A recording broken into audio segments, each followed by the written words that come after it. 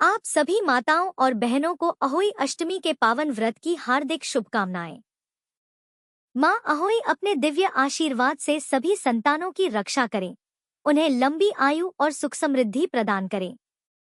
जिनके जीवन में अभी तक संतान सुख नहीं आया, उन्हें मां अहोई कृपा स्वरूप संतान का वरदान दे। इस शुभ दिन पर हम अहोई माता की पवित्र कथा का श्रवण करेंगे।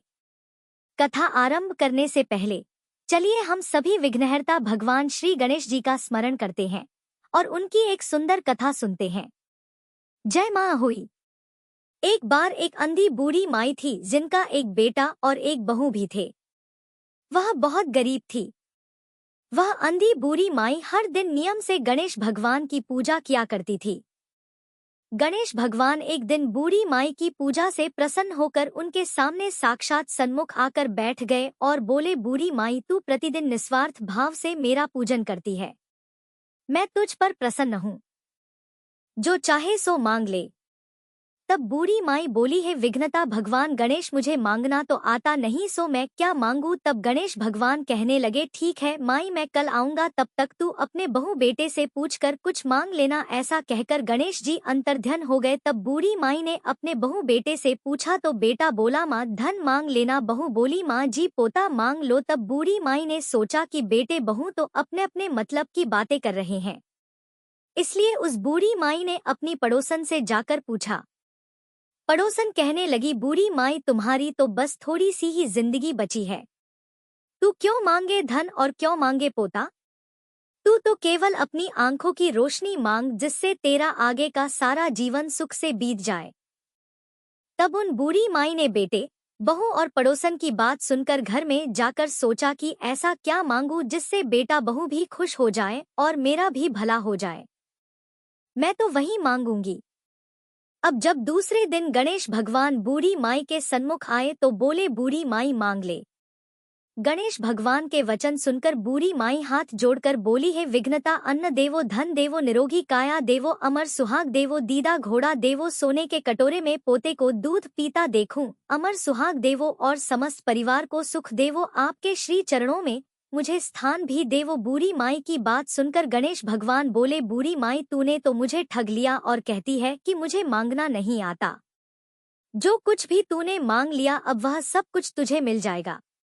ऐसा कहकर गणेश भगवान वहीं अंतर्ध्य हो गए। हे विघ्नता, गणेश भगवान जैसे आपने बूढ़ी माई को दिया वैसा ही इस कहानी को कहते सुनते और हुंकारा भरते सबको देना, वैसा ही सबको देना और सभी पर अपनी कृपा बनाए रखना। सभी प्रेम से बोलिए, गणेश भगवान जी की जय। पौराणिक कथा के अनुसार एक बार एक साहूकार था जिसके 7 बेटे और 7 बहुएं थी, साथ ही एक बेटी भी थी। दिवाली से पहले घर को लिपने के लिए इकलौती ननद अपनी भाभीियों के साथ जंगल में मिट्टी खोदने गई। जब वह मिट्टी खोद रही थी कि वहीं पर स्याहू की यानी कि सेई की मात थी। मिट्टी खोदते समय ननद के हाथ से खुरपी लगकर सेई का एक बच्चा मर गया, जिसे देखकर स्याऊ बहुत क्रोधित हो गई। दुखी होकर स्याऊ माता बोली कि मैं अब तेरी कोख बांधूंगी। तब ननद अपनी 7 भाभीियों से कहने लगी कि तुम में से कोई मेरे बदले कोख बंधवा लो। लेकिन सबने इनकार कर दिया, परंतु छोटी भाभी सोचने लगी कि अगर मैं अपनी कोख नहीं बंधवाऊंगी तो सासू नाराज होंगी। ऐसा विचार कर ननद के बदले में छोटी भाभी ने अपनी कोख बंधवा ली। इसके बाद जब भी उसका लड़का होता तो 7 दिन बाद वह मर जाता। एक दिन उसने पंडित जी को बुलवाकर पूछा कि पंडित जी, मेरी संतान 7वें दिन ही क्यों मर जाती है। तब पंडित जी ने कहा कि तुम सुरही गाय की पूजा करो, सुरही गाय की सेवा करो, क्योंकि सुरही गाय स्याऊ माता की सहेली है। जब वह तेरी कोख खोल देगी तभी तेरा बच्चा जिएगा। इसके बाद से छोटी बहू सुबह जल्दी उठकर चुपचाप सुरही गाय के नीचे साफ सफाई करके आ जाया करती। गौ माता एक दिन बोली कि आजकल कौन मेरी सेवा कर रहा है, सो आज देखूंगी। एक दिन गौ माता खूब जल्दी उठ गई। क्या देखती है कि एक औरत आकर उसके नीचे गोबर आदि साफ करके चली जाती है। गौ माता उससे बोली, मैं तेरी सेवा से प्रसन्न हूँ, जो चाहे वो वर मांग ले। तब साहूकार की बहू बोली कि स्याऊ माता आपकी सहेली है और उसने मेरी कोख बांध रखी है, सो हे गौ माता मेरी कोख खुलवा दो। गौ माता कहने लगी बहुत अच्छा। अब तो गौ माता समुद्र पार कर अपनी सहेली के पास उसको लेकर चल पड़ी। रास्ते में कड़ी धूप थी, सो वे दोनों एक पेड़ के नीचे जहां पर गरुड़ पंखनी का बच्चा था वहां बैठ गई। तभी थोड़ी देर में एक सांप आया जो कि गरुड़ पंखनी के बच्चे को डसने जा रहा था। साहूकार की बहू ने यह देखा तो सांप को मारकर ढाल के नीचे दबा दिया और बच्चों को बचा लिया। थोड़ी देर बाद गरुड़ पंखनी आई और वहां पर खून पड़ा हुआ देखा तो साहूकार की बहू को चोंच मारने लगी। उसने सोचा कि हो ना हो इसी बहू ने मेरे बच्चों को मार डाला है। तब साहूकारनी बोली कि मैंने तेरे बच्चों को नहीं मारा बल्कि सांप तेरे बच्चों को डसने आया था। मैंने तो उस सांप से तेरे बच्चों को बचाया है। यह सुनकर गरुड़ पंखनी खुश होकर बोली कि मांग तू क्या मांगती है। साहूकार की बहू बोली है गरुड़ पंखनी मुझे 7 समुंदर पार स्याऊ माता के पास पहुंचा दो। गरुड़ पंखनी ने दोनों को अपनी पीठ पर बिठाकर स्याऊ माता के पास पहुंचा दिया। स्याऊ माता उन्हें देखकर बोली कि बहन बहुत दिनों के बाद आई। फिर कहने लगी बहन मेरे सिर में जपड़ गई, जरा मेरे सिर से जुए तो बीन दो। तब सुरही गाय के कहने पर साहूकार की बहू ने सलाई से उनकी सारी जुएं निकाल दी। इस पर स्याऊ माता प्रसन्न होकर बोली कि तूने मेरे सिर में बहुत सलाई डाली है इसलिए 7 बेटे और बहुएं तुझे मिलेंगी। वह बोली है स्याऊ माता मेरे तो एक भी बेटा नहीं है, 7 बेटे कहाँ से होंगे। स्याऊ माता बोली वचन दे दिया सो दे दिया, वचन से फिरूं तो धोबी कुंड पर कंकरी हो जाऊं। जब साहूकार की बहू बोली मेरी कोख तो तुम्हारे पास बंद पड़ी है। यह सुनकर स्याऊ माता बोली तूने तो मुझे ठग लिया। मैं तेरी कोख खोलती जो नहीं परंतु अब तो खोलनी पड़ेगी। जा तेरे घर तुझे 7 बेटे और 7 बहुएं मिलेंगी। तू जाकर उज्जमन करियो, 7 अहोई बनाकर 7 कढ़ाई करियो। साहूकार की बहू खुश होकर घर लौट आई। घर लौट कर आई तो देखा 7 बहुएं और 7 बेटे बैठे हुए हैं। वह बहुत खुश हो गई। तब उसने 7 अहोई बनाई, 7 उज्जमन किए और 7 कढ़ाई की। रात के समय जेठानियां आपस में कहने लगी कि जल्दी जल्दी नहाकर पूजा कर लो, कहीं छोटी बच्चों को याद करके रोने ना लग जाए। थोड़ी देर में उन्होंने अपने बच्चों से कहा कि जाओ बच्चों अपनी चाची के घर जाकर देखकर आओ कि वह आज अभी तक रोई क्यों नहीं, क्योंकि हर साल अहोई अष्टमी के दिन छोटी बहू अपने बच्चों को याद करके खूब रोया करती थी। बच्चों ने जाकर देखा कि चाची तो कुछ मान रही है, खूब उज्जमन हो रहा है। यह सुनते ही जेठानियन दौड़ी दौड़ी उसके घर आई और जाकर कहने लगी छोटी बहू तेरी कोख तो बंधी हुई, तूने कैसे कोख खुलवा ली। तो वह बोली तुमने तो कोख बंधाई नहीं, सो मैंने ही कोख खोल दी है। स्याऊ माता ने कृपा करके मेरी कोख खोल दी। हे स्याऊ माता जिस प्रकार आपने मेरी कोख खोली उसी प्रकार संतान सुख की इच्छा रखने वाली सभी महिलाओं की कोख भी खोल देना। संतान सुख की कामना रखने वाली हर महिला को संतान सुख देना और जिनकी संतानें हैं उनकी सभी संतानों की रक्षा करना। अब सुनिए अहोई अष्टमी व्रत की दूसरी कथा। अहोई अष्टमी के दिन राधा कुंड में स्नान करने से संतान को दीर्घायु मिलती है। वहीं निसंतान महिलाएं यदि राधा कुंड में स्नान करके अहोई अष्टमी का व्रत करके कथा का श्रवण करती हैं, तो उनकी झोली में भी संतान सुख प्राप्त होता है। कथा के अनुसार बहुत समय पहले झांसी के निकट एक नगर में चंद्रभान नामक साहूकार रहता था। उसकी पत्नी चंद्रिका सर्वगुण संपन्न, सुंदर, सती, साध्वी और चरित्रवान तथा बुद्धिमान महिला थी। उसके कई पुत्र पुत्रियां थीं, परंतु वे सभी बचपन में ही परलोक सिधार चुके थे। दोनों पति पत्नी संतान न रह जाने से बड़े दुखी और व्याकुल रहते थे। वे दोनों प्रतिदिन मन में सोचा करते कि हमारे मर जाने के बाद हमारी इस अपार धन संपदा को कौन संभालेगा, कौन देखभाल करेगा।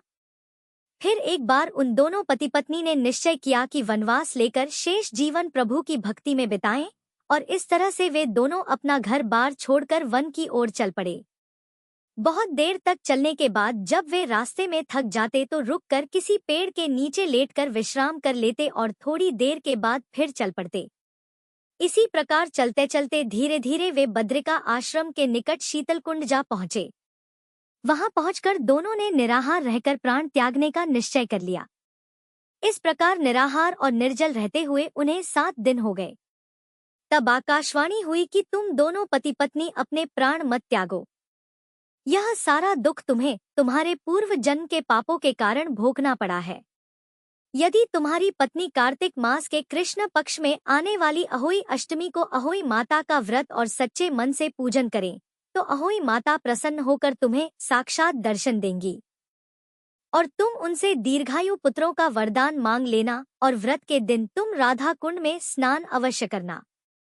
चंद्रिका ने आकाशवाणी के बताए अनुसार विधि विधान से अहोई अष्टमी के दिन अहोई माता का व्रत और पूजा अर्चना की और इसके बाद राधा कुंड में स्नान किया। जब वे पति स्नान आदि के बाद अपने घर पहुंचे तो उन दोनों को अहोई माता ने साक्षात दर्शन देकर वर मांगने के लिए कहा। तब उन दोनों पति पत्नी ने हाथ जोड़कर कहा कि माता, हमारे बच्चे अल्पायु में ही परलोक सिधार जाते हैं, कृपया आप हमें बच्चों की दीर्घायु का वरदान दें। तब तथास्तु कहकर अहोई माता वहीं अंतर्ध्य हो गई। कुछ समय के बाद साहूकार दंपत्ति को दीर्घायु पुत्रों की प्राप्ति हुई और वे सुखपूर्वक अपना गृहस्थ जीवन बिताने लगे। इस प्रकार अहोई माता की कृपा से निसंतानों को संतान सुख मिल जाता है और संतान की दीर्घायु का आशीर्वाद प्राप्त होता है। सभी प्रेम से बोलिए अहोई माता की जय। अहोई अष्टमी व्रत विधि। अहोई अष्टमी के दिन प्रातःकाल स्नाना आदि के बाद संतान की कुशलता के लिए व्रत पालन का संकल्प लें। इस व्रत को निर्जल निराहार या सामर्थ्य न होने पर फलाहार ग्रहण करके भी रखा जा सकता है। सुबह की पूजा में ही शाम की पूजा की भी तैयारी कर ली जाती है, जिसमें दीवार पर देवी अहोई की छवि बनाई जाती है। छवि बनाने के लिए और पूजन करने के लिए अहोई माता की किसी भी छवि में अष्टकोष्ठक यानी 8 कोने बनाने चाहिए, क्योंकि यह पर्व अष्टमी तिथि से संबंधित है। देवी अहोई के समीप में से ही अर्थात से यानी कांटेदार मूषक और उसके बच्चों की भी छवि बनाएं। अगर दीवार पर छवि बनाना संभव ना हो तो बाजार में मिलने वाले रेडीमेड पोस्टर या तस्वीर का पूजन भी किया जा सकता है। पूजा स्थल को गंगाजल से पवित्र करें, गेरू से लीपें और अल्पना बनाएं। भूमि या फिर लकड़ी की चौकी पर गेहूं बिछाने के बाद पूजा स्थल पर जल से भरा एक कलश रखें। कलश का मुंह मिट्टी के ढक्कन से बंद कर दें। कलश के ऊपर मिट्टी का एक छोटा बर्तन या करवा रखें। करवे में जल भरकर ढक्कन से ढक दें। नाल यानी कि वाला करवा ही आपको पूजा में प्रयोग करना है और पर आपको सरई लगा देनी है। जिस तरह से करवा चौथ में सीकों का पूजन किया जाता है, जो एक तरह का सरपत होता है। पूजा के समय अहोई माता और सेई को भी घास की 7 सीकें अर्पित की जाती है, यानी सरई अर्पित की जाती है। अगर सरया उपलब्ध ना हो तो कपास की कलियां भी प्रयोग में ले सकते हैं। पूजा में प्रयोग होने वाले नैवेद्य जैसे 8 पूरी, 8 पुए और हलवा तैयार कर लें और फिर यह सभी नैवेद्य परिवार की किसी वृद्ध महिला को या किसी ब्राह्मण को दक्षिणा सहित प्रदान भी किए जाते हैं। इसके बाद जो व्रती महिलाएं होती हैं, वह शाम की पूजा की तैयारी करने के बाद दिन भर व्रत रखें। व्रत रखने के बाद शाम को सूर्यास्त के बाद अहोई माता की विधि विधान से पूजा करें। शाम के समय इस व्रत में मुख्य पूजा की जाती है। परिवार की महिलाओं के साथ या अन्य महिलाओं के साथ अहोई अष्टमी की पूजा समूह में भी कुछ जगह पर की जाती है। अब अहोई माता को यानी इस व्रत में भगवान शिव और देवी पार्वती जी की पूजा का विधान है। फिर अहोई माता को अक्षत, रोली, धूप, दीप, दूध अर्पित करें। सुबह तैयार की गई वस्तुएं माता को अर्पित करें और इस व्रत में स्याऊ की माला भी गले में धारण की जाती है, जिसमें चांदी के 2 मोती सहित स्याऊ को धागे में पिरोकर पूजा करें और उसके बाद आपको गले में पहनना होता है। जिसकी जितनी संतान होती है, उतनी संख्या में हर साल एक एक मोती बढ़ाना होता है। पूजा के समय स्त्रियां अहोई माता की कथा सुनती हैं या सुनाती हैं और अहोई माता के साथ साथ सेही की भी पूजा की जाती है। पूजा करने के बाद अहोई अष्टमी की आरती गाएं। और इसके बाद परंपरा के अनुसार बहुत सी महिलाएं तारों को अर्घ देकर व्रत खोलती हैं। तो कुछ महिलाएं रात को चंद्रोदय होने पर चंद्रमा को अर्घ देकर फिर व्रत खोलती हैं। तो जो वाला करवा है, जिसमें आपने सुबह जल भर कर रखा है, उसे आपको तारों को या चंद्रमा को अर्घ देना होता है। और इसके बाद आपके यहाँ पर जिस भी परंपरा के अनुसार व्रत खोला जाता है, जैसे कि मीठी पूरी, पुए आदि ग्रहण करके या सात्विक भोजन ग्रहण करके, उस प्रकार से आप अपना व्रत खोल सकते हैं। व्रती महिलाएं स्याहू माला को दिवाली तक पहनकर रखती हैं और फिर उसे उतार कर संभाल कर सुरक्षित जगह पर रख लेती हैं। इस दिन कुछ जगह पर परंपरा के अनुसार 2 करवे में जल भरकर रखा जाता है। एक करवे में रखे हुए जल से तारों को या चंद्रमा को अर्घ देकर व्रत खोल लिया जाता है और दूसरे करवे में रखा हुआ जल दीपावली के दिन संतान को स्नान कराने के लिए प्रयोग में लाया जाता है। मान्यता है कि अहोई अष्टमी की पूजा और व्रत से संतान को लंबी उम्र और अच्छे स्वास्थ्य का आशीर्वाद प्राप्त होता है। तो यह थी अहोई अष्टमी की विधि। अगर आपको यह कथा और जानकारी पसंद आई हो तो वीडियो को लाइक करें, चैनल को सब्सक्राइब करें और कमेंट में जरूर लिखें। जय मां अहोई।